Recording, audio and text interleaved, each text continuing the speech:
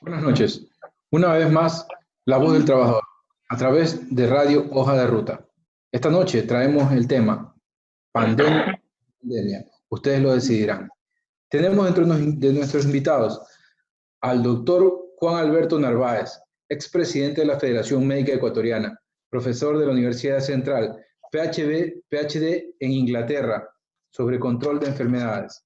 También al doctor Tomás Rodríguez, con maestría en Salud Pública de la Universidad Nacional de Cuba y Gerencia de Salud de la Universidad de Barcelona. Profesor de posgrado de Epidemiología y Gerencia en Salud de la Universidad de Guayaquil. Y al doctor Luis Fernando Ávila, abogado de la Pontificia Universidad Católica de Quito, máster en Derecho Constitucional de la Universidad Andina Simón Bolívar, con un diplomado en Derechos Humanos del Instituto Wallenberg de Suecia. Estimados compañeros, doctor Juan Narváez, ¿pandemia o plandemia?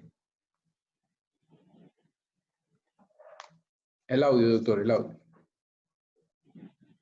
Sí, de hecho, no se puede negar que existe una epidemia, una pandemia mundial que profundizó la recesión que ya del capitalismo, de la crisis del capitalismo mundial y que está afectando a los países.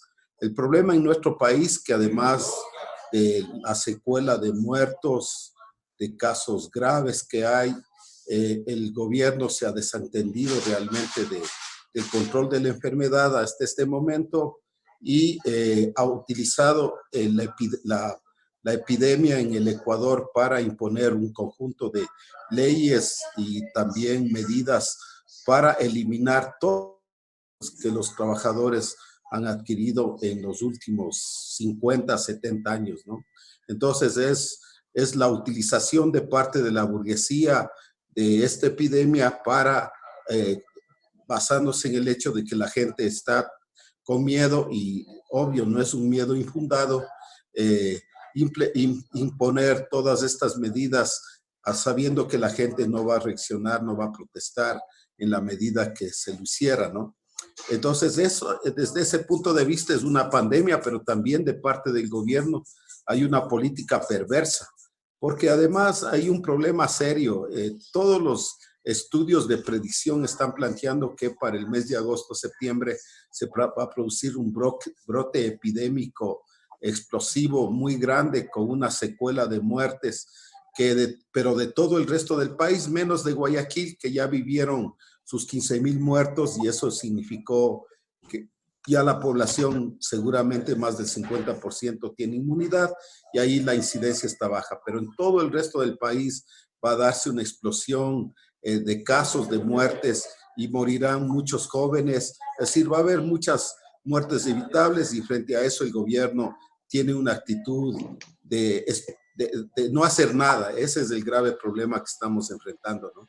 El que quiere que muera cualquier cantidad de gente para que todo el país después entre en la situación que hoy está en Guayaquil, pero con una estela de muerte, desamparo, orfandad enorme. Van a morir muchísima gente. El brote explosivo ya comenzó en Quito y va a seguir en ascenso hasta llegar a su plató en el mes de agosto y septiembre y después seguir bajando. Van a producirse un 150 o 200% de incremento de muertes en el país. Doctor Tomás Rodríguez.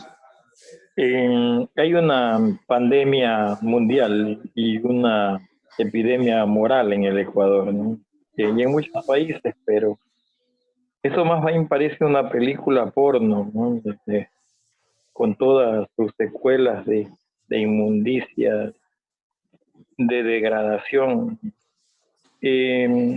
Estoy convencido de que la crisis pandémica a nivel mundial desnuda las realidades de los sistemas de salud y los modelos de atención internacional. Es decir, el capitalismo mundial que considera el mercado sanitario, el mercado farmacéutico como una punta de lanza de la reactivación económica, encuentra ahí mismo los conflictos que se suceden, ¿no? Es decir, la medicina curativa, la vacunología, las proyecciones de inversión en gastos siempre cifraron a la industria de la enfermedad, no de la salud, como la tercera industria de mayor significancia a nivel mundial. Y esto pone en evidencia que definitivamente los sistemas de salud no estuvieron preparados para enfrentar la pandemia. En el caso ecuatoriano, la cuestión es peor. Aquí, históricamente, todos los gobiernos han enfatizado en desarrollar un concepto de binomio enfermedad y muerte y no de salud, enfermedad. En particular, el gobierno llamado de la Revolución Ciudadana instaló un proceso de inversión creciente en el aparato administrativo, orgánico, sanitario, pero que se tradujo en infraestructura, no se tradujo en prevención, no se tradujo en mejorar las condiciones de la población, en mejores estilos de vida y de relación, y dio como resultado el colapso del sistema de salud. Si aquí se desmontó la vigilancia epidemiológica, aquí no hay salud pública. En el Ecuador creció el presupuesto exponencialmente, 6 veces a su valor histórico, y sin embargo, todos los indicadores de mortalidad más bien se incrementaron. Embarazo adolescente, drogadicción juvenil, VIH-Sida, enfermedades producidas por vectores, tuberculosis, VIH, y así llegamos a la epidemia del COVID-19, es decir, desarmados, completamente desarticulados, sin un sistema de salud. Ahora, políticamente, esto sí que ha sido una gran oportunidad para un régimen que venía desgastándose, que venía propiciando una imagen de crisis para provocar la privatización de los sectores estratégicos y de la economía nacional. Un gobierno que ha pretendido y de manera insistente en aprovecharse de la epidemia para montar negocios y la clase política, fundamentalmente de derecha,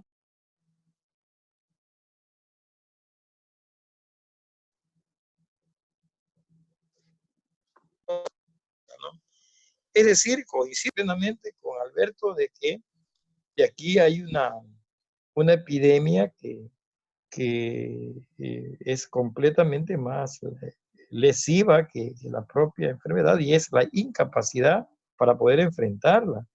Hay países que han demostrado que más allá de la fuerza que tiene la pandemia, no existe una correlación entre la alta morbilidad, la alta cantidad de gente que se infecta y el número de muertos. Es decir, cuando nosotros vemos en el Ecuador que el número de muertos revela un indicador básico superior a la media internacional, porque aquí en el Ecuador se está muriendo demasiada gente y no hay correlación. Hay países en donde tienen alta morbilidad y poca mortalidad. Entonces, ahí es cuando definitivamente uno pone el dedo en la llaga y dice, aquí no existe una epidemia, aquí existe un genocidio. Aquí existe una irresponsabilidad de la política del Estado para proteger fundamentalmente a la población vulnerable, a los trabajadores. Y cuando hablo de los trabajadores, hablo de todos aquellos insertos en el ciclo productivo. Fundamentalmente la gente que vive del día a día y que se expone a las mayores opciones de contagio porque la calle le da el pan. Gracias, Tomás. Doctor Luis, la misma pregunta, desde su óptica, por favor. Sí, buenas noches con todos ustedes. Qué gusto verles y comentar algunas cosas. Creo que el mundo vive un escenario contradictorio.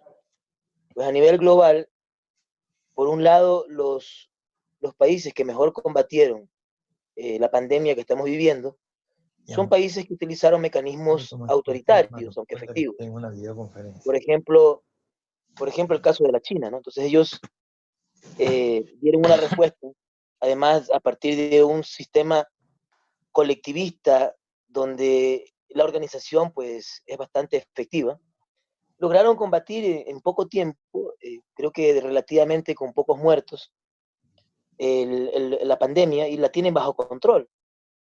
Eso tiene un significado enorme para la política del mundo porque el mensaje político es que solamente las políticas autoritarias logran ser efectivas para cualquier problema, incluidos los problemas sociales, ¿no? Esto que estoy comentando es algo que este pensador coreano, Byung-Chul Han, ha manifestado. Es decir, mucho se teme él y mucho temo de que la solución a los problemas sociales del mundo después del coronavirus sean a través de políticas de seguridad y de control, que fue lo que realmente funcionó en el caso de China, ¿no?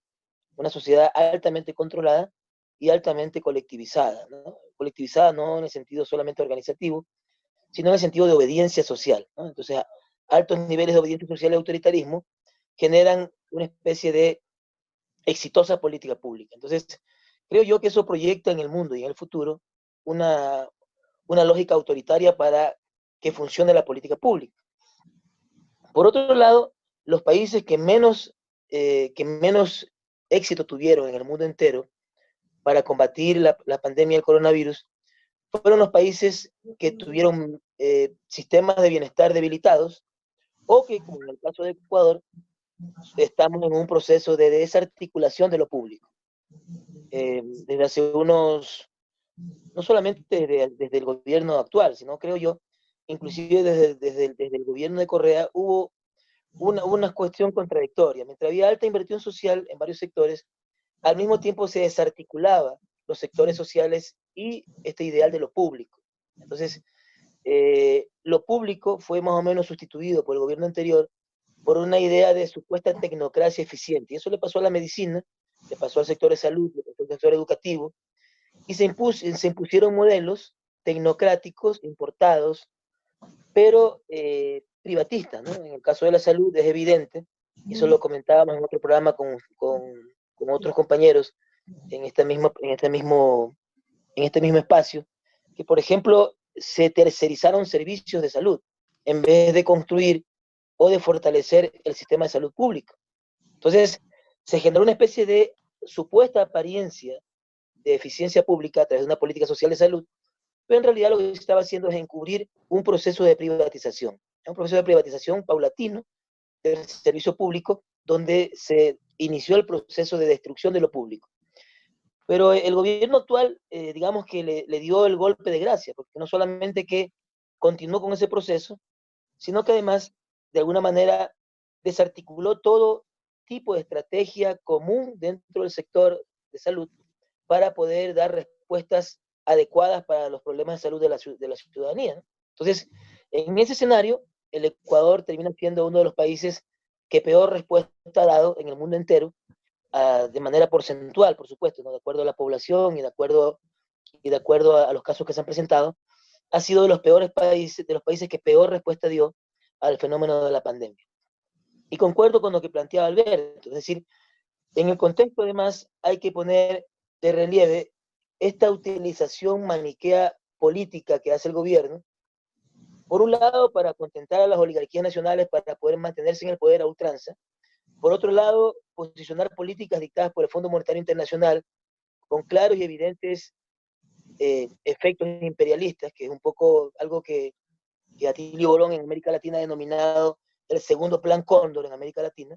Entonces, en ese contexto, además, el gobierno nacional actual hace un cálculo político respecto a las elecciones que se vienen. Entonces, trata de desgastarse lo menos posible, trata de dar cierto aperturismo, sin ningún control sanitario, porque hay presión de sectores productivos en el país que no están dispuestos a seguir perdiendo, ¿no? Y prefieren que los trabajadores se contagien y que posiblemente mueran en estos picos que se vienen en los próximos meses, porque por supuesto los empresarios pueden estar en su casa guardando reposo, guardando distancia, pero los trabajadores tienen que salir de la calle para poder trabajar. Entonces, esta presión que se da sobre el gobierno tiene efectos electorales claros, y el gobierno nacional ha utilizado la pandemia para poder, de alguna manera, impedir que la gente salga a las calles a protestar, porque en otro contexto seguro que el gobierno no duraba una semana, pero en el actual contexto, utilizado políticamente, la crisis que vivimos ahora, permite pues de alguna manera una especie de disciplinamiento social que es profundamente peligroso y que nos está empujando a una crisis institucional y política de insospechables consecuencias. Gracias, doctor. Doctor Alberto Narváez, ¿el mundo se pudo haber preparado para el COVID, dado que los virus nos vinieron avisando desde el SARS, H1N1, el MERS? Desde el 2004 para acá tuvimos diferentes posibles pandemias. Sin embargo, llega 16 años después de que aparece el SARS en el 2004, el COVID-19, y nos desnuda la realidad de la salud del mundo en realidad. Eso actuando raras excepciones. ¿Se pudo haber planificado algo? El micrófono, doctor, el micrófono. Desde hace, todos los virólogos ya predecían que iba a haber este tipo de pandemia, y realmente el mundo no se preparó porque los modelos neoliberales privilegiaron siempre la reducción de la inversión social de salud y desmantelaron en casi todo el mundo los servicios de primer nivel de atención, es decir, los servicios preventivos y los de primer nivel de atención. Y eso es evidente que cuando un país como el nuestro, que no tenía y no tiene primer nivel de atención fortalecido, solo un ejemplo, el 60-70% de profesionales de la salud están en los hospitales y apenas un 30% están a nivel ambulatorio. Hay 30% de ecuatorianos que cuando se terminó el gobierno de Correa tenían poco o pobre acceso a servicios de salud. Ahora debe ser más del 40%. Además, más o menos el 40% de los gastos de salud eran gastos de bolsillo en el tiempo ya de Correa, a pesar de la declaración de universalidad y gratuidad. Y esto que sucedió en el Ecuador ha sucedido en muchos países también. Brasil, que iba mejorando su sistema de salud, se debilitó después con el enfoque neoliberal. Y los países que mejor han respondido a la epidemia son Uruguay, Costa Rica, que han tenido, y Cuba, desde luego, que tienen un sistema de salud que privilegia lo preventivo. Entonces, no es un problema de que no estábamos preparados, es el enfoque político que se implementó en el mundo de volver a la receta neoliberal, de disminuir las inversiones en salud, educación, que aquí comenzó ya con Correa, no es que en el gobierno actual comenzó a reducirse la inversión en salud. Ya desde el 2010-12 la inversión en salud comenzó a bajar vertiginosamente en el país, y lo mismo en educación. Jamás llegamos al 4% que dice la Constitución, creo que llegamos al 3.2 y ahora debemos estar con 2.8. Este gobierno despidió cantidad de médicos generales en los hospitales cantonales, provinciales. Entonces, no es un problema de preparación, sino es un problema de cuál es la política de la burguesía mundial con relación a los derechos de los trabajadores y de la población. De hecho, existe este pensamiento malthusoniano de plantear que no hay que hacer nada, hay que dejar que la epidemia acabe con todos los débiles. ¿Quiénes son los débiles? Los trabajadores, porque la clase burguesa no van a morir. Muchos están en islas, están en lugares esperando que llegue la vacuna para poder resolver el problema, y se acabó el problema para ellos. pero en el mundo los adultos mayores van a reducir enormemente. Hay que recordar que el mismo Banco Mundial viene hablando de que los viejos deben sacrificarse y deben morir temprano. Y esta política viene, esta epidemia, y les calza como anillo al dedo, porque este virus no produce casi muertes en menores de 9 años, pero las altas tasas de mortalidad en mayores de 60 van a hacer que en el mundo se reduzcan los adultos mayores, que es un viejo anhelo del Banco Mundial, porque dicen que los adultos mayores consumen muchos servicios de salud y representan un gasto oneroso para el Estado, ¿no? Entonces, ese es el problema. El problema es de los gobiernos que priman, porque inclusive los gobiernos socialdemócratas, los gobiernos de las revoluciones del siglo XXI, han sido gobiernos que de boca para afuera han hablado de universalidad, gratuidad, equidad, pero en la aplicación práctica de la política, por lo menos en toda la época correísta, se debilitaron los servicios de salud, se debilitaron los sistemas de vigilancia epidemiológica,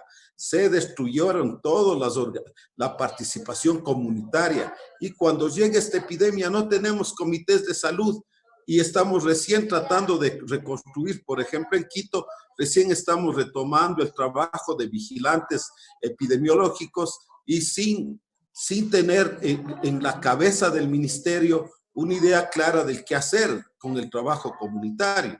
Entonces, lanzan políticas sin ninguna inversión. Es increíble que a esta altura no haya pruebas diagnósticas en el país, que se quiera utilizar pruebas rápidas de no sé qué calidad para hacer diagnóstico, cuando sabemos que las pruebas rápidas no sirven para diagnóstico, que no se haya comprado máquinas automatizadas, robots, para procesar masivamente pruebas PCR, que son las recomendadas, que se compren pruebas PCR. Hay como 90,000 pruebas PCR y no haya capacidad de procesamiento porque no se compraron los ingredientes adicionales que son los consumibles, ¿no? Entonces, todo esto también, el problema serio de que la burguesía siempre está utilizando toda crisis o bonanza para enriquecerse a costa de la miseria, el hambre y la muerte del pueblo, ¿no? Ese es el grave problema, porque inclusive los gobiernos socialdemócratas, tipo revolución del siglo XXI, han articulado un discurso, pero en la práctica ese discurso no se ha cumplido. Gracias, doctor. Doctor Tomás. El Ecuador En Guayaquil llegamos al pico de la pandemia. ¿Hay inmunidad de rebaño? Verán, yo creo que es medio difícil establecer el concepto de inmunidad de rebaño luego de que el ministro lo arruinó todo. El ministro daba por sentado de que el 1% tenía que morir y entonces tenían que morir 170,000 personas. O sea, la inmunidad de rebaño es un proceso que técnicamente se establece en los programas de inmunizaciones y de vigilancia epidemiológica. Esto nos dice que cuando una población recibe inmunidad en un 70% aproximadamente, la cobertura de inmunidad es colectiva. Eso es la inmunidad de rebaño. Por eso es que los programas de vacunación vacunan a primero, tercero, quinto y sexto grado para que todo el mundo quede protegido. Entonces, cuando viene una epidemia con esta característica, con su gran peso de mortalidad, plantear, hay un ruido que no deja más. Pueden callar ese ruido que no puedo continuar. Si nosotros vemos que esto se presentaba de esta forma, plantear como una estrategia la inmunidad de rebaño era no solo ridículo, sino inmoral. O sea, en salud pública y en la bioética no se puede establecer la proporcionalidad de la ocurrencia de muerte. Es decir, sabe que tiene que pelear la última vida. Y por otra parte, la inmunidad de rebaño se propicia solo y cuando protege, no para establecer un fatalismo mortal. De ahí que definitivamente en los casos primeros de la pandemia que se dieron en China, se estableció un número de reproducción básica epidémica, es decir, a cuánta gente puede afectar la epidemia, a 3.5 sobre 2.5 del MERS y 1.8 de la otra pandemia, ¿no? Pero hay países que plantearon la probabilidad, no la propiciaron, pero que podía ocurrir la inmunidad de rebaño protegiendo a la población más vulnerable. De allí que la estrategia de Alemania fue reducir el número de reproducción básico, es decir, que una persona no contagie a 4, sino que contagie a menos de 1. Y el monitoreo diario para poder sostener eso. Esto dio como resultado que se ralentiza el contagio. Tenemos una población que se va infectando de a poco, que no colapsa el sistema, que no empeora clínicamente y que puede ser atendida. Y protege fundamentalmente a los que a nivel mundial venían muriendo, que eran las personas de la tercera edad. En el Ecuador fue tan ridículo que lo que planteó el ministro y la anterior ministra. Primero la ministra dijo que estábamos preparados y ofertó pruebas cuando no había comprado ni las pruebas. Segundo, viene el otro ministro y dice que la inmunidad de rebaño establecería una mortalidad del 1%, que fue para cogerse los pelos y salir espantado. ¿Y qué es lo que ocurre? Lo que ocurre a continuación es que nuestro número reproductivo básico yo creo que estuvo sobre el 6, es decir, sobre todo en Guayaquil, una persona con el colapso de entrada del sistema de salud definitivamente no contagiaba a 2, sino a 6. Tuvimos el número reproductivo básico más alto del mundo para mí, calculando predictivamente la velocidad de crecimiento. Si tuvimos un crecimiento terrible en el mes de marzo y abril, o sea, el mayor del mundo en número de muertos. Cuando nosotros tenemos una incidencia de la muerte en esa velocidad, yo creo que si nosotros consideramos que las personas que murieron pueden inferir el dato estadístico de las personas que se enfermaron, desde mi punto de vista es que si en Guayaquil se murieron 15,000, por lo menos hubieron 1,5 millones de infectados, a lo que se suma la cantidad de jóvenes que son asintomáticos y podemos estar creyendo ciertamente que en Guayaquil pasamos tranquilamente los 2 millones de pacientes que se infectaron a una velocidad increíble y con la irresponsabilidad de los hacedores de la política pública, con la actitud genocida del Estado y con la actitud rastrera de la clase política que se dedicó a hacer negocios. Si Guayaquil, el Ecuador no estuvieron preparados para el efecto. Pero hay algo más. Hay una estrategia genocida, una mala copia de lo de China, porque lo que hizo el Estado en el Ministerio de Salud es bloquear a Guayaquil. O sea, Guayaquil fue bloqueada y sin asistencia. Es decir, sálvese quien pueda y viva la patria. O sea, Guayaquil estuvo definitivamente entre los meses de marzo y abril a las expensas de su suerte. ¿Qué es lo que definitivamente reduce la incidencia de muerte? Es la movilidad comunitaria, y hay que señalarlo al país entero. La gente empezó a no ir a los sistemas de salud porque en los hospitales la gente lo decía: voy al hospital y salgo muerto. Entonces se crearon redes comunitarias solidarias que iban en búsqueda del médico amigo, del médico familiar, y empezó la telemedicina como un movimiento espontáneo de masas, jóvenes que tenían que romper el cerco policial para conseguir oxígeno, oxipulsímetros, medicamentos. Y era una actitud súper interesante de la juventud con los viejos, en el autocuidado comunitario y la enorme solidaridad de la telemedicina, que bajó el nivel de hacinamiento que estaba en el mundo hospitalario y se reduce la muerte. Pero la muerte se traslada del ámbito hospitalario al ámbito comunitario, porque igual la gente iba a seguir muriendo. Se reduce la muerte, pero se sigue expandiendo la enfermedad y bueno, ya los otros criterios se asoman por sí mismos, es decir, los informes de las actas de defunción del INDEC, ¿no?, son irrefutables, ¿no? En una media de 2.500 muertos mensuales, subimos a 9.000 y se sostuvo durante más de los 2 meses. Entonces, hay cosas que decir, cosas que lastiman, cosas que sacar lecciones, decir finalmente que en el Ecuador hubo una actitud terriblemente irresponsable cuando se desmonta el sistema de vigilancia epidemiológica. Hay un hecho que tiene que el mundo debe saberlo. En el Ecuador sí hubo una buena brigada de epidemiólogos cubanos, amigos míos, muchos de ellos vinieron combatiendo el ébola en el África y se espantaron desde la época de Correa, que se los metió a hacer matrices ridículas y a hacer dibujitos y no estaban en la comunidad.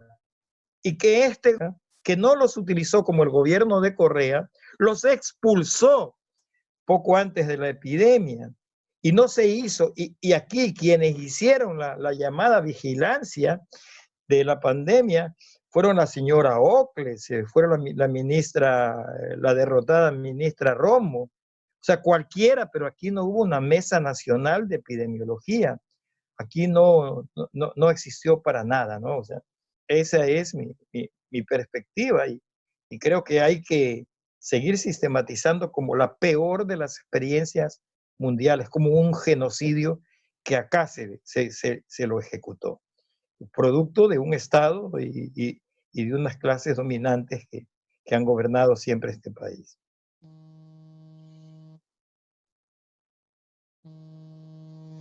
Doctor, en Guayaquil, en el censo del 2010 decía que tenía 2.291.000 habitantes. Por la proyección podríamos estar cerca de los 3 millones. Si usted me dice que 2 millones probablemente se infectaron, hay entre el 60 y el 66% de personas que ya tuvieron el virus de alguna forma, según sus palabras. Sí, por supuesto, ¿no? Lo que pasa es que también tenemos un crecimiento vertiginoso. Yo pongo como ejemplo. Esto de la epidemia en el Ecuador fue como cuando uno va de Guayaquil a Riobamba, ¿va? En picada se va para arriba, luego arma la curva porque me quiero ir al Puyo, entonces baja lentamente por montañas, entonces hizo pico, hizo un pico que no debió darse de esa manera, porque realmente en el control epidémico es preferible que la campana, que el pico de campana sea extendido, no sea vertiginoso, ¿verdad? Entonces tenemos un crecimiento vertical, ascendente, y luego tenemos un decrecimiento abierto en la campana porque como que estuviéramos yéndonos ya al oriente en las partes altas, ¿no? Siguen existiendo, y ese no es una verdad que dicen en Guayaquil ya no hay muertos. En Guayaquil siguen habiendo muertos. Lo que pasa es que ya no están a la velocidad que tenían entre marzo y abril, porque definitivamente ya la cantidad de contagios determina que en definitiva murieron los que tenían que morir. Qué pena decir eso, ¿no? Suena ridículo, pero todavía queda el saldo de mortalidad negativa que sigue y seguirá ocurriendo, ¿no? Gracias, Tomás. Uh-huh. Luis, si en esta situación de la pandemia no se cuidaron las medidas de seguridad en mi trabajo, yo me enfermo durante esta situación, si llego a un proceso fatal, ¿mi familia puede demandar a mi empleador? Yo quisiera inclusive esto que tú preguntas, ponerlo en un plano mucho más estructural. Dentro del tiempo que duró el pico de gravedad en Guayaquil, y que de alguna manera se proyectaba políticamente a todo el país, porque la crisis de Guayaquil sacó lo peor de los ecuatorianos, sacó el racismo, el regionalismo, el clasismo de toda nuestra gente, ¿no? Respecto de Guayaquil. Yo no soy guayaquileño, soy de Puerto Viejo, pero en todo caso era evidente que eso había ocurrido en ese contexto.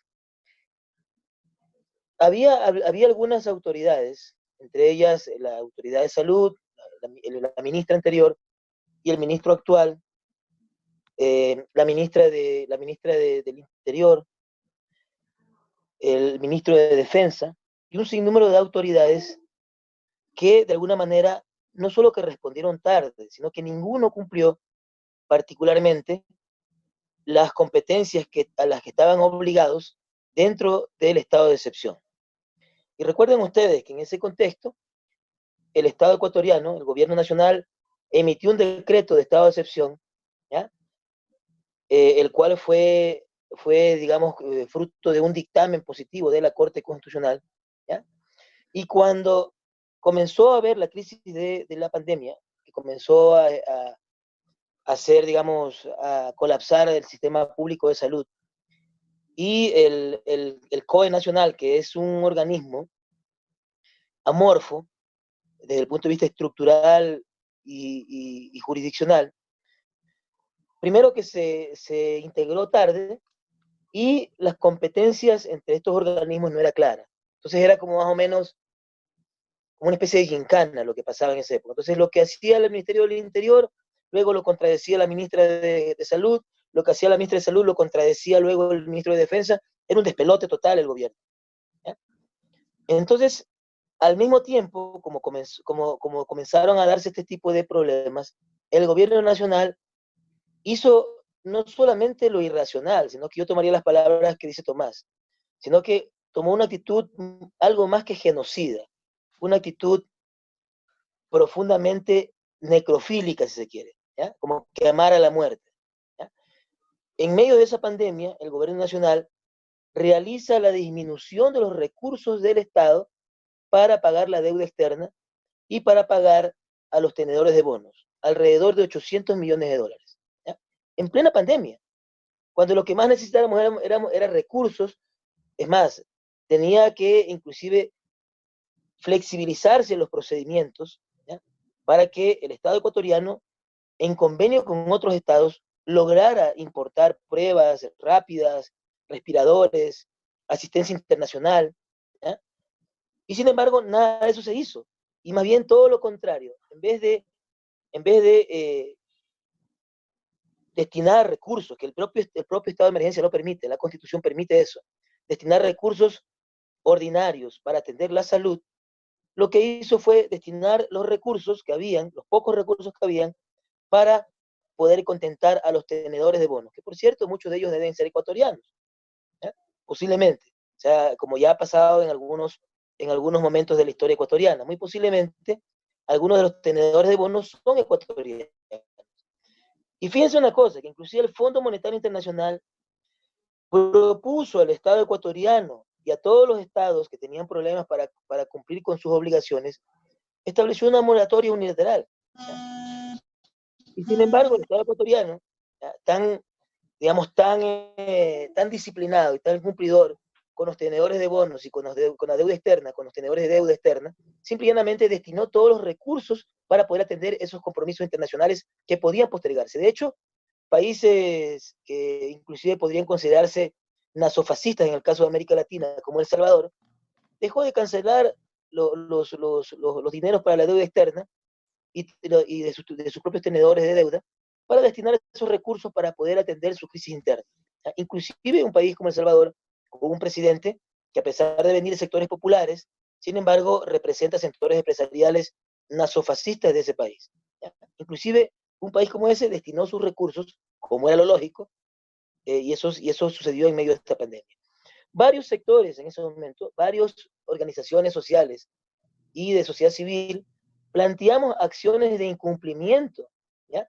Del propio dictamen de la Corte, porque la Corte decía, miren, se tiene que destinar dinero para la salud, se tiene que destinar recursos para atender la crisis sanitaria, no se pueden suspender las garantías.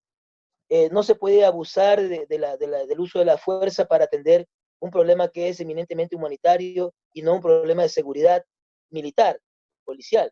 ¿Ya? Eso decía el dictamen de la propia Corte Constitucional.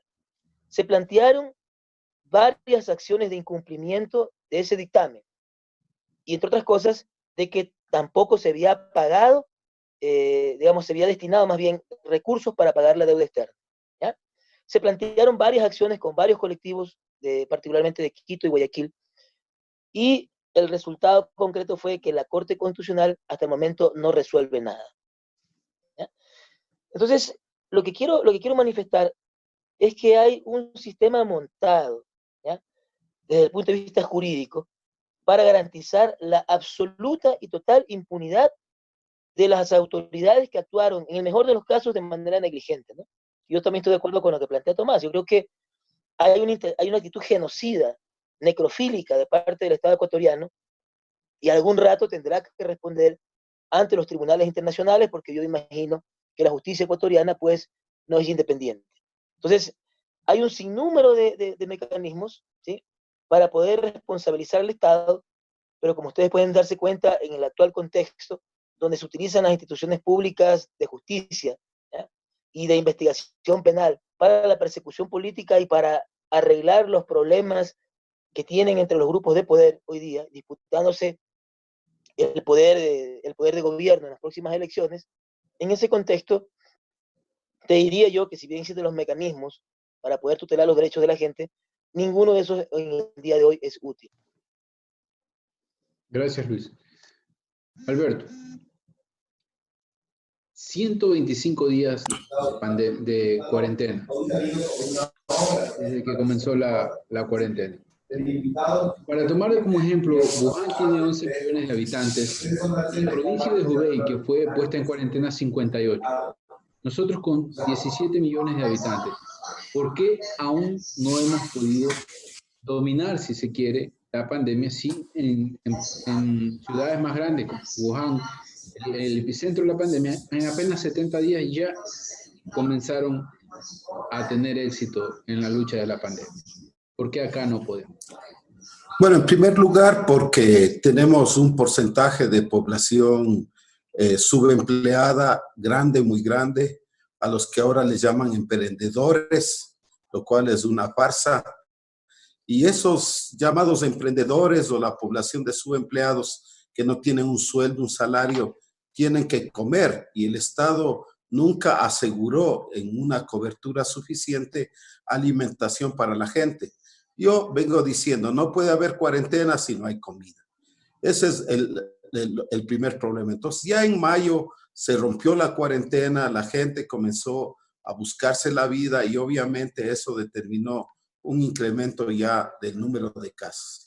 Ese es lo primero, ¿no? Lo segundo es que los esfuerzos que el gobierno ha hecho para controlar la epidemia han sido mínimos.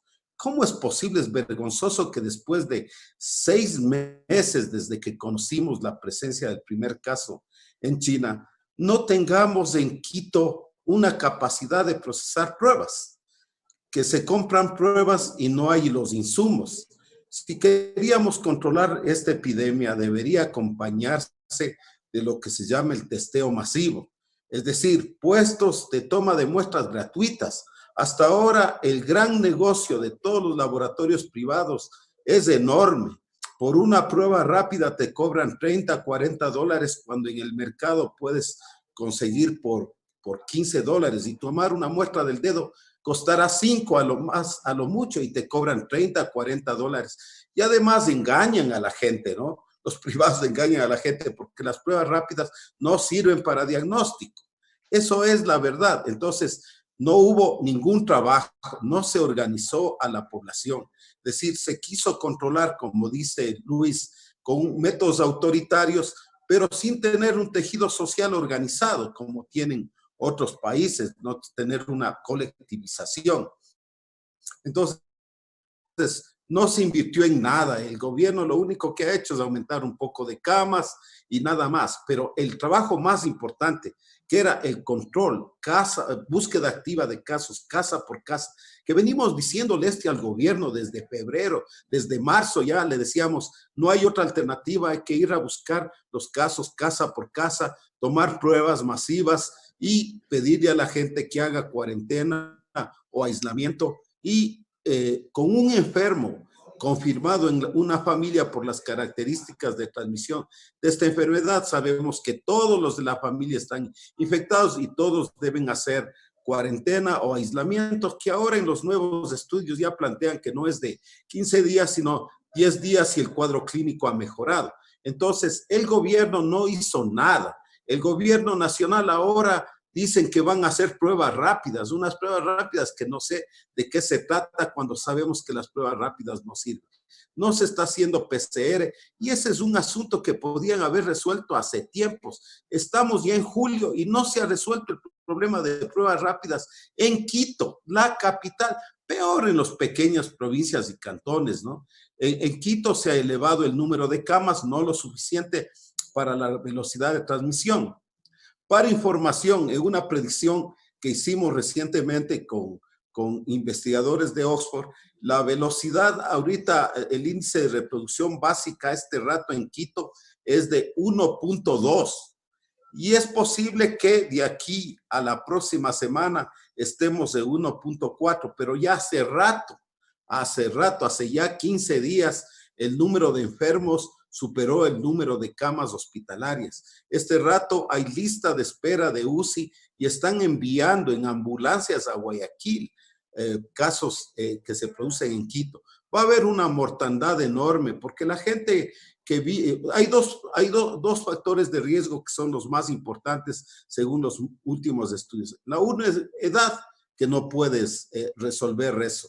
Y eso solo con el autoaislamiento de los adultos mayores, que en Quito sí es importante y por eso la tasa de mortalidad en adultos mayores en Quito es menor que los de 40 a 50 años.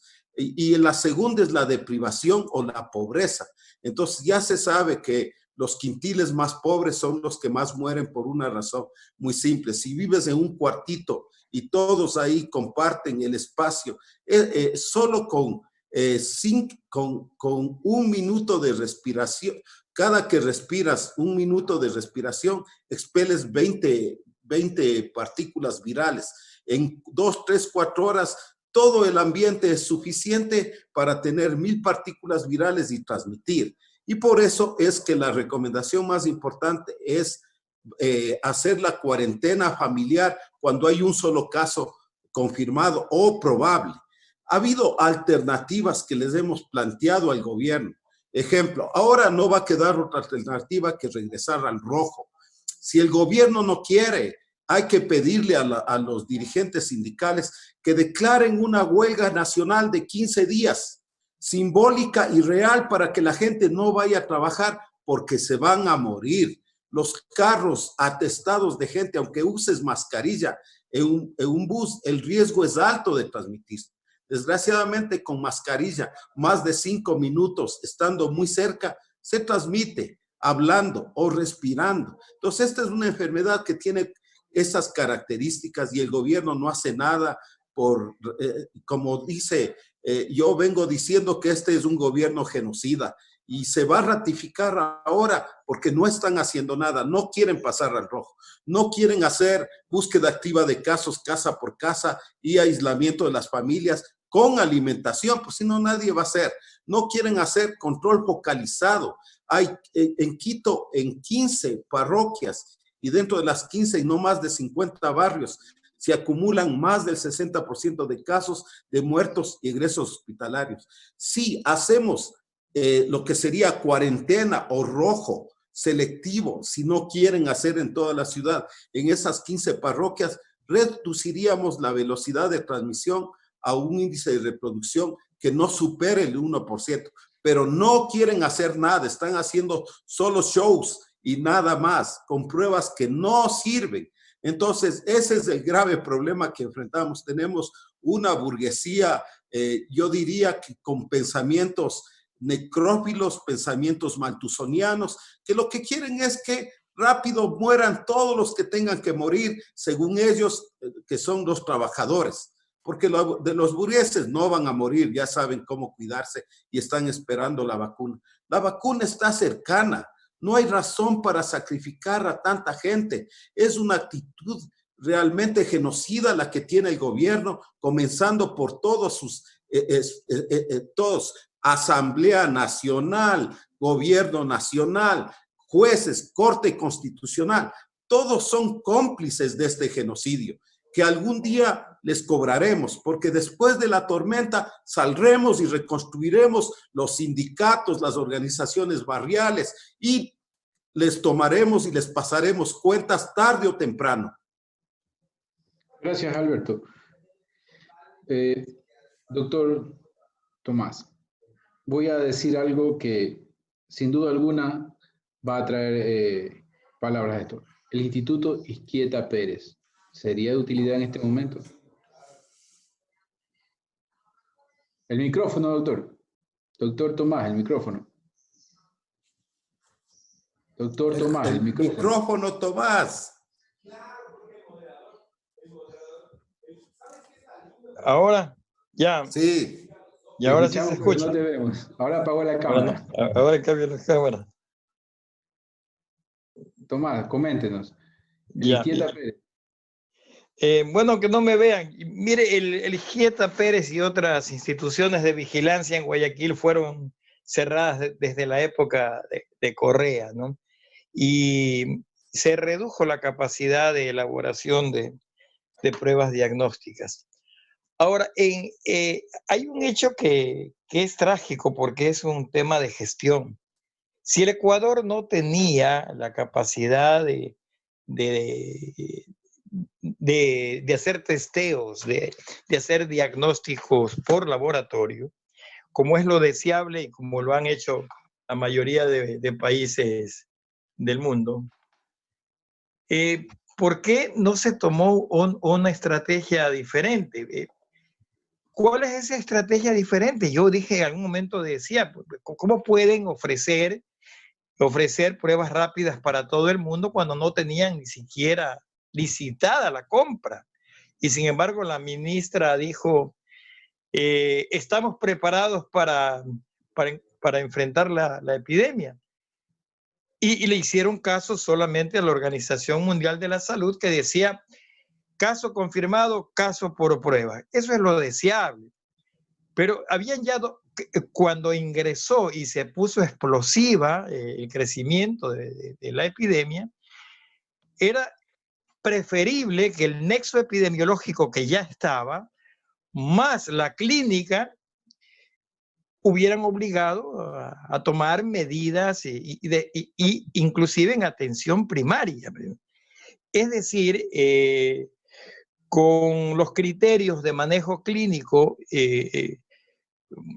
definiendo como que toda enfermedad respiratoria aguda es probable para COVID-19 y el nexo epidemiológico, hubieran podido establecer una estrategia masiva de intervención en los niveles de atención primaria y no permitir el congestionamiento hospitalario que se generó.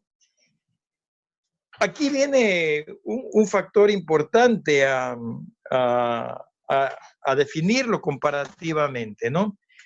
Yo he hecho un estudio en el que se define la ubicación de la muerte por los grupos de edad. En China, los grupos que murieron estuvieron entre los 85 a más de 90 años de edad.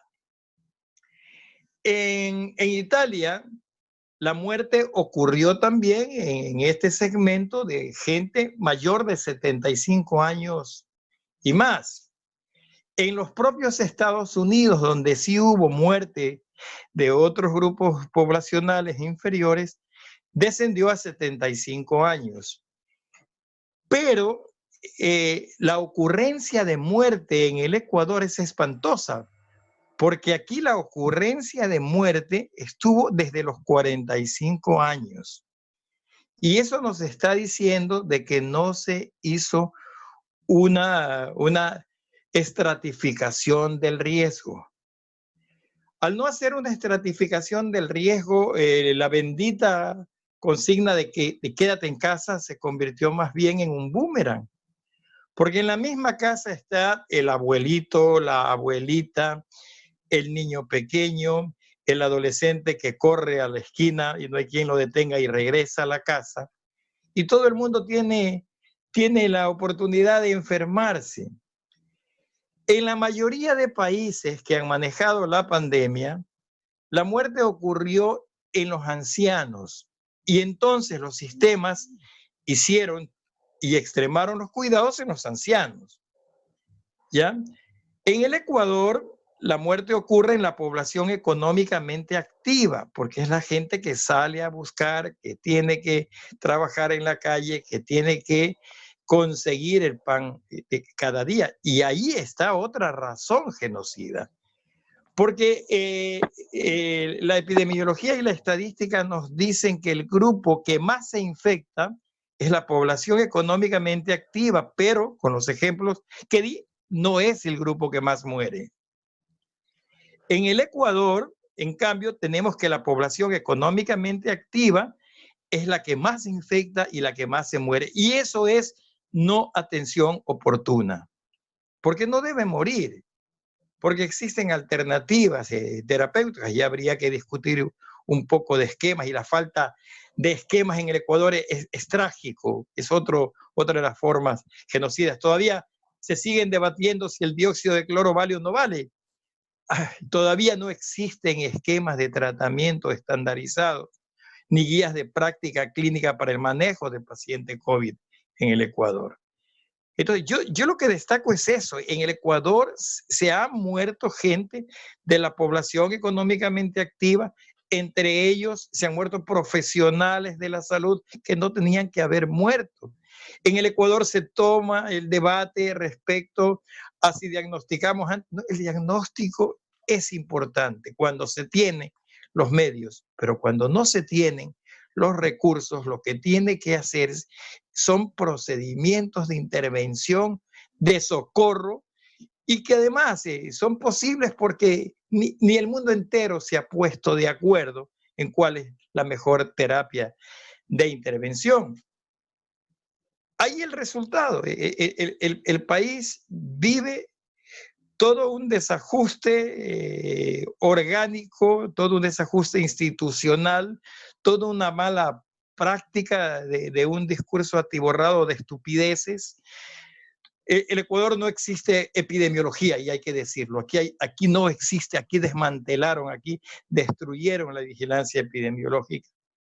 Aquí están dejando, estoy completamente de acuerdo con lo que se está planteando, están dejando que se muera la población económicamente activa, ya ni siquiera el tema de los ancianos es un tema que bestia, ¿no? Que no tiene ningún tipo de ética que lo soporte, es decir, ya son, como quien dice, la muerte admisible. En el Ecuador estamos planteándonos, cuando el ministro dice que solamente el 1%, estamos planteando la admisibilidad de la muerte. Estamos haciendo de la muerte una aritmética, una estadística. Aquí no se está planteando la necesidad por último, de no evitar la enfermedad, sino de evitar la muerte. O sea, porque si tenemos un sistema tan débil, si tenemos estructuras de vigilancia y de control tan precarias, si tenemos una población que no vive de la disciplina, sino del sacrificio, entonces tratemos de desarrollar las estrategias, no para que la gente no se enferme, sino para que la gente no se muera. Y eso es atención oportuna, es intervención rápida. Y yo creo que un ejemplo que voy a citar, porque estuve cercano a estas comunidades en la sierra, es realmente digno, ¿no? El Ecuador está sostenido en su aparato productivo de soberanía y seguridad alimentaria por el movimiento indígena, por nuestros cholos, pescadores y por nuestros montubios. En el Ecuador no hay desabastecimiento alimentario gracias a los trabajadores. En el Ecuador en este momento hay una sobreproducción alimentaria porque los indios y los montubios y nuestros cholos no dejaron de producir. Y en Chunchi y en Alausí, que tiene una bajísima tasa de mortalidad, no le hicieron caso a la consigna mundial de quédate en casa, sino quédate en la comunidad, trabaja en la comunidad y protege a la comunidad. Y allí hay una alternativa para decirle al mundo que no todo está perdido. Entonces, hay cosas que rescatar a pesar de lo trágico de esto, ¿no? Tenemos un Ecuador productivo, tenemos un Ecuador que hace años que no veíamos tanta hortaliza, tanta verdura, tanto camarón, tanto pescado, y nos vienen a decir las clases dominantes que estamos en crisis. Hay una crisis productiva que tiene que ser cuestionado el modelo de desarrollo. Primer país bananero del mundo, primer país cacaotero del mundo, primer país camaronero del mundo. ¿Y cuánto ganan o han ganado los trabajadores de las haciendas bananeras, cacaoteras y de las camaroneras? Salarios de 8 a 15 dólares diarios. La producción del Ecuador estuvo pensada en la exportación, no estuvo pensada en la soberanía y la seguridad alimentaria. Y por primera vez, nuestros pueblos y nuestros trabajadores y los que comercializan en las ciudades están pensando en la vida.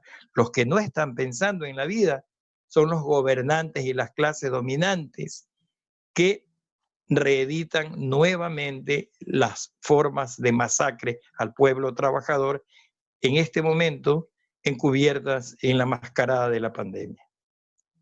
Gracias, Tomás. Luis, hay palabras muy fuertes como necrofílico, matusoleniano, genocida. Podemos demandar bajo todos los parámetros expuestos aquí, por acción a las autoridades de gobierno ante alguna corte internacional que esté dispuesta a Mira, dar esa sentencia. sabes que un colectivo de abogados de Guayaquil, donde está un querido amigo como Pedro Granja, planteó la posibilidad de iniciar un proceso ante la Corte Penal Internacional de La Haya, justamente por genocidio. Y eso fue motivo de algunos colegas aquí en Ecuador, algo conservadores, que dijeron que eso no era posible, que las categorías del Estatuto de Roma no eran suficientes como para poder responsabilizar al Estado, ¿ya? Pero al escucharles a ustedes, ¿no? Particularmente aquí a los colegas que son especialistas, veo que el problema va más allá de la negligencia. Es decir, uno de los elementos para llevar un caso a la Corte Penal Internacional de La Haya por genocidio, que sería como un cargo que hemos conversado hoy día, se tiene que establecer una actitud sistemática y un ánimo particular de ocasionar la muerte de manera sistemática, para que sea un genocidio. Y yo no lo tenía claro, sino hasta escucharle a los colegas, escucharle a Alberto, escucharle a Tomás, que son expertos en esto, porque yo creo que sí habría la forma de probar, ¿ya? De probar de que esto va más allá de una negligencia. Es decir, hay un acto deliberado, ¿ya? Que posiblemente no se puede, como lo hemos conversado aquí, es una especie de actitud de clase, ¿no? Es un desprecio y un prejuicio de clase burguesa, ¿ya? Que eso no tiene significación jurídica. Pero si vemos las obligaciones que establece la propia Constitución y la normativa internacional respecto del cuidado necesario que debe tener un Estado y sus gobernantes respecto de la población en una crisis como la que estamos viviendo, sin lugar a dudas, creo que hay que por lo menos comenzar a discutirlo. Es decir, habría que recopilar más información, habría que eh, verificar un sinnúmero de elementos técnicos que para los abogados son difíciles de entender por ahora, pero que pueden configurarse en una actitud sistemática y deliberada del Estado ecuatoriano para ocasionar la muerte de personas. Entonces, si logramos demostrar eso, este caso es totalmente sustentable en una Corte Penal Internacional. Yo quiero relevar lo que la Defensoría del Pueblo realizó en Guayaquil al presentar una demanda de protección que inclusive está apoyada por varios amigos Curie, uno de ellos firmado justamente por el compañero Jorge Sosa, que les comentaba hace un rato, y otros compañeros, está, digamos, avalado para plantear la violación de derechos por la desaparición de los cadáveres. Miren, qué grave, ¿no? O sea, hay más de 35 personas, ¿ya? Cuyos cuerpos convertidos en cadáveres simple y llanamente nunca aparecieron, ¿ya? Entonces, el Estado ecuatoriano ha guardado un total silencio sobre eso, y en la audiencia que me comentaba Jorge, habían estado algunos colectivos, incluyendo el que él representa, habían estado presentando un amigo Curie. La defensa del Estado fue la siguiente. Dijeron que estos cuerpos se habían perdido, estos cadáveres, ojo que no estamos hablando de personas vivas, sino de cadáveres, ¿ya? Los cadáveres no tenían derechos y que por tal razón no se podría plantear una acción de protección sobre personas que ya murieron, ¿ya? En segundo lugar, se dijo que en todo caso el problema es que se perdieron porque estaban apiñados los cuerpos unos sobre otros y que eso era culpa de la gente porque vino a saturar el sistema de salud, ¿ya? Es responsabilidad de la gente que por desordenada y por no respetar los turnos y por no esperar que vayan las brigadas a su casa, colapsaron el sistema de salud y como murieron tuvieron que apiñarlos unos sobre otros y que eso no era responsabilidad del Estado ni del sistema de salud, ¿ya? Se pueden imaginar tamaña estupidez, o sea, tamaña imbecilidad de parte de las autoridades del Estado, ¿ya? E inclusive se llegó a decir que se perdieron los cadáveres porque tenían que perderse, o sea, que no es culpa de ellos, que no fueron retirados por los familiares a tiempo, y que como estaban insistiendo en que les dieran los cadáveres para poder enterrarlos, ¿ya? Cuando tenían ellos que aplicar un protocolo para evitar contagios a partir de los cadáveres, por esa razón, ellos consideran que esos cuerpos se perdieron por culpa de los propios cadáveres. O sea, es una cosa profundamente ridícula, ¿ya?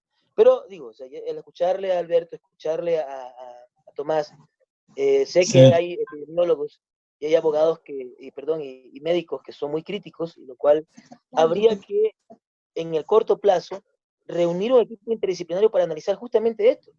Es decir, escuchar a los técnicos y determinar si hubo una actitud sistemática y deliberada de ocasionar la muerte de personas, ¿ya?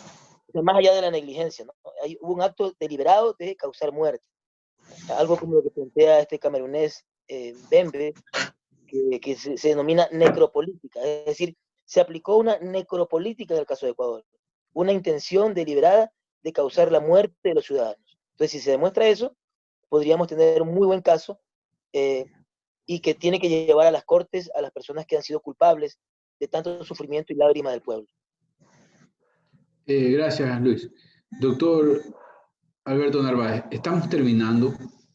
Yo quisiera hacerle una pregunta. ¿Será que en el país nos apresuramos a hacer la cuarentena en todo el país y de pronto se debió haber hecho solamente en Guayas y Guayaquil en un principio y de ahí irla haciendo según avanzábamos, ya que en este momento, como decía usted mismo, pues en mayo se rompió la cuarentena, la gente necesita comer, necesita trabajar. La población económicamente activa que no tiene ese trabajo fijo. Entonces, nos apresuramos a poner a todos en cuarentena y luego nos apresuramos en poner el semáforo amarillo en Quito. El micrófono, doctor.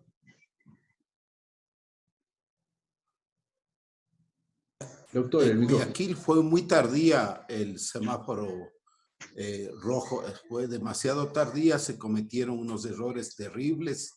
El hecho de hacer 2 partidos de fútbol de Copa Libertadores, el que la alcaldesa deje circular los carros del metro por varios días después que ya se decretó en todo el país el semáforo rojo.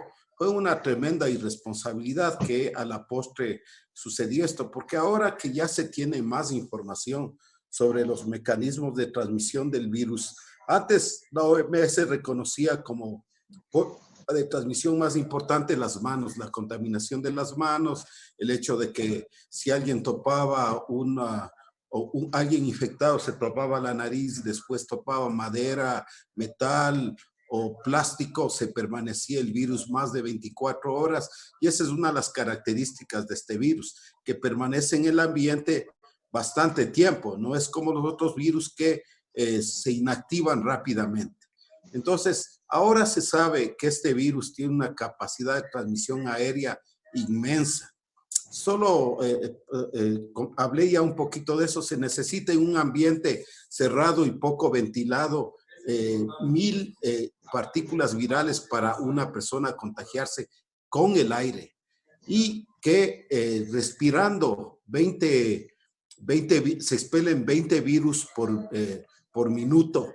Eso implica que en 3 o 4 horas ya está lleno el ambiente. Si vas en un bus y nadie usaba mascarilla en ese momento, en un primer momento usaban muy pocos, obviamente el pico fue tan grande que se produjo el brote explosivo. Al hablar sin mascarilla se produce más o menos 200 partículas virales, y el toser o estornudar 200 millones de partículas virales.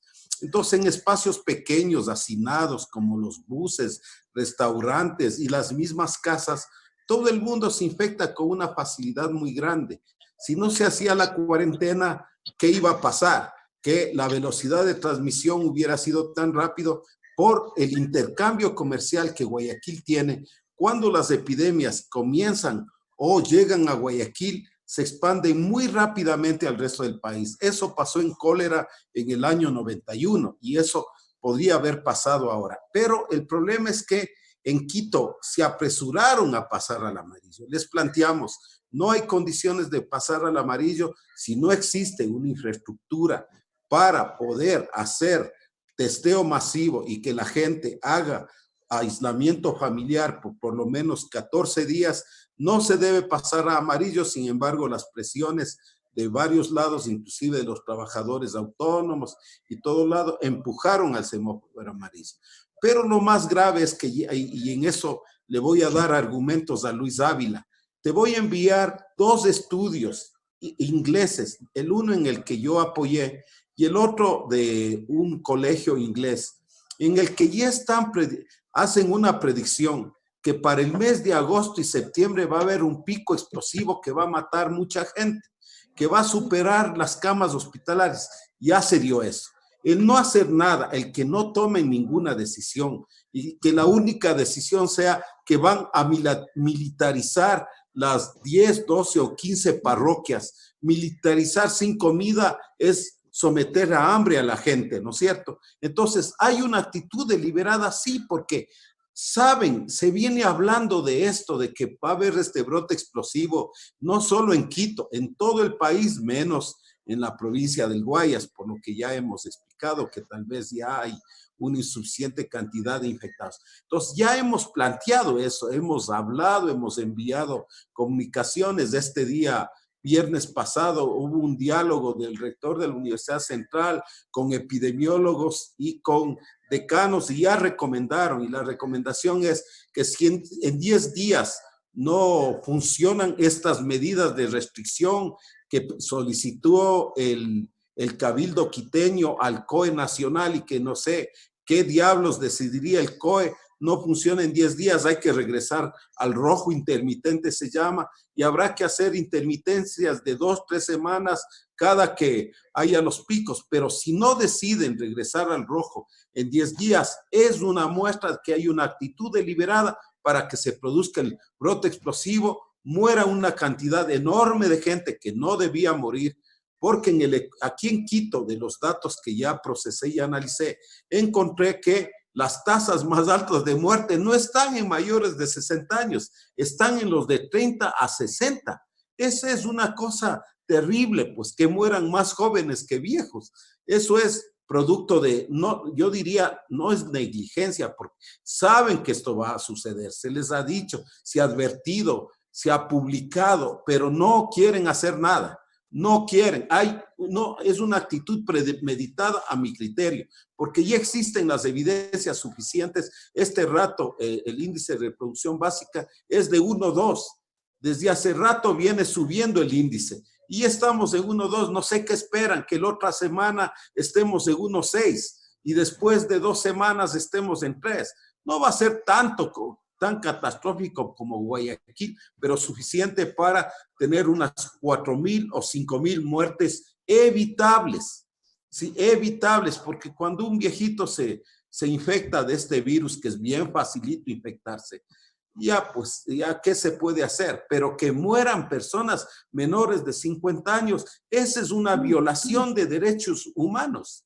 Grave, terriblemente grave.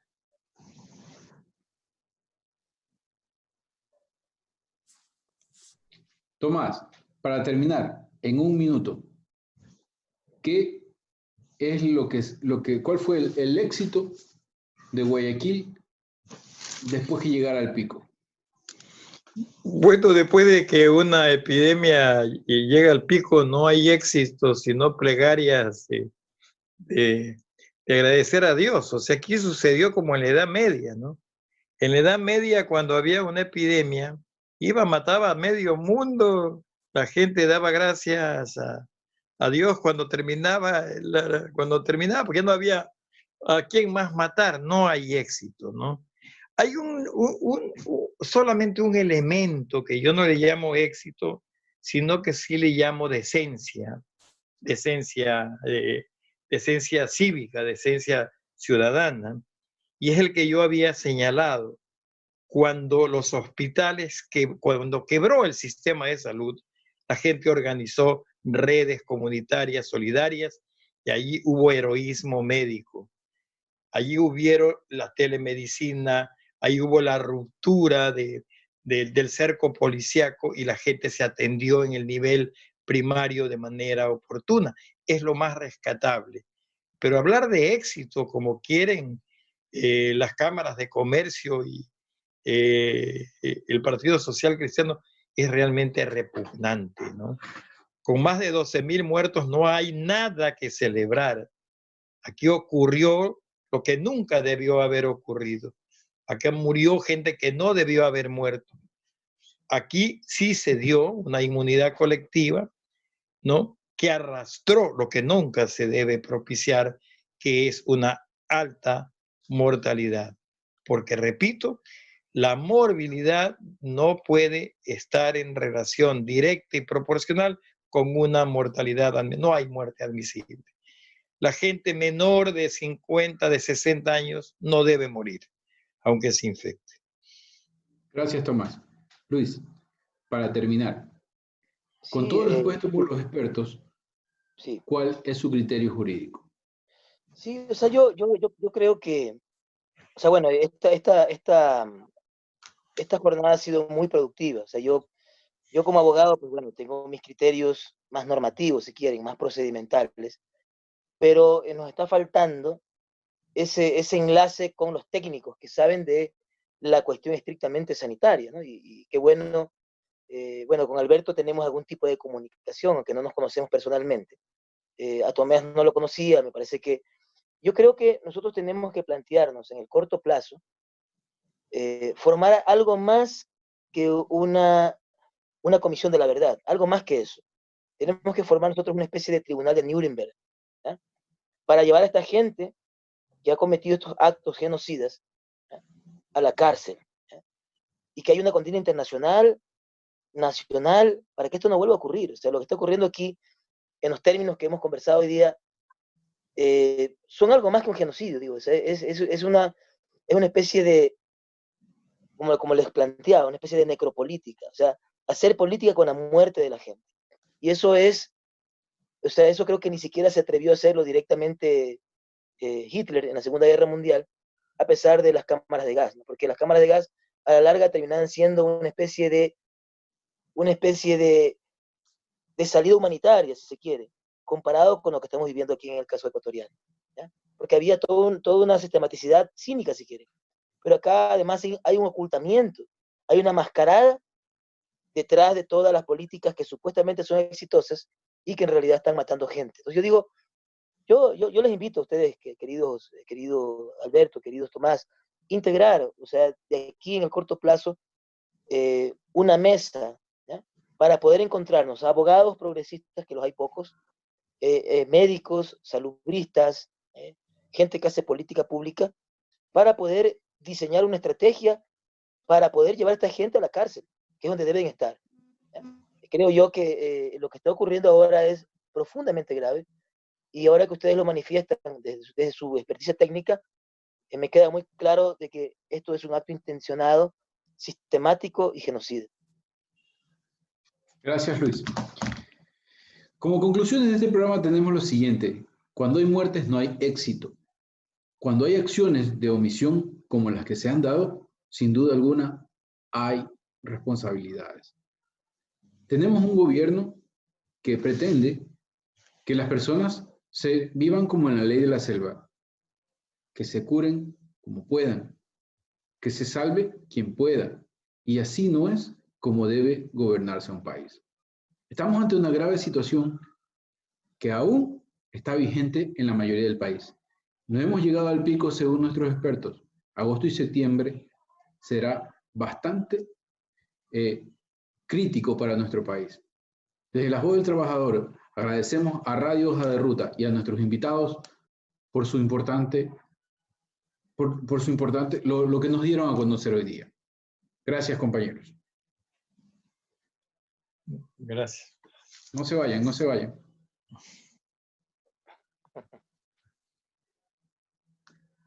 No se vayan. ¿Estamos fuera, César? Ya, compañeros, yo les digo una cosa. Nosotros tenemos un grupo que se llama La Voz del Trabajador, del cual Luis es parte. Yo los invito a que se unan